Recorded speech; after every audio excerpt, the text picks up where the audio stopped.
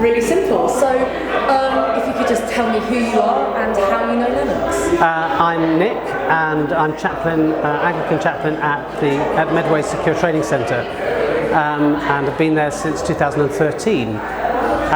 And I discovered Lennox, and I can't remember how I discovered him, but I discovered him and invited him to come and speak to the young people at the Secure Training Centre when we were under private ownership.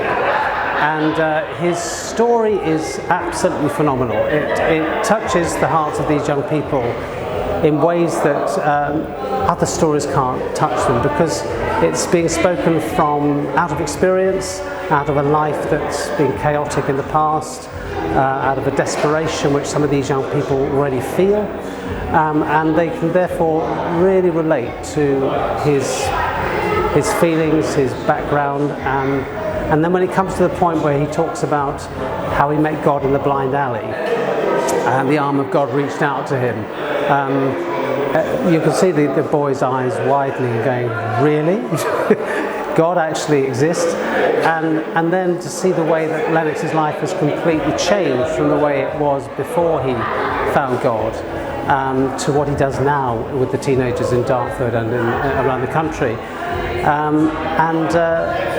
It gives that real sense of hope that, wow, if his life can change, then maybe mine can too.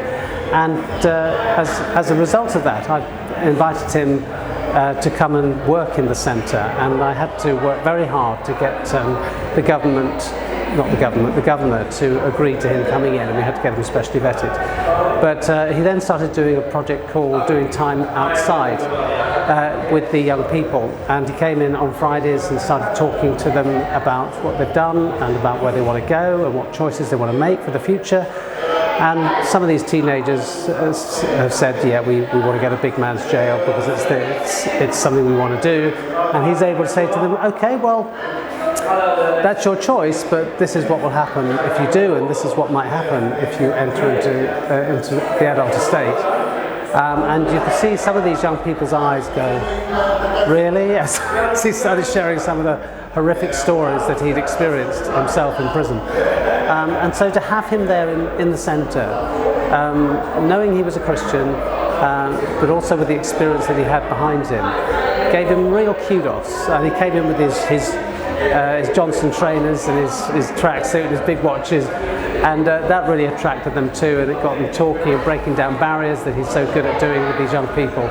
And they really listened to him, and it's made a real big difference. It's made a big difference to quite a number of young people who have met him, and they always look forward to his coming into the centre. Yeah. So good. I'm just going to move this slightly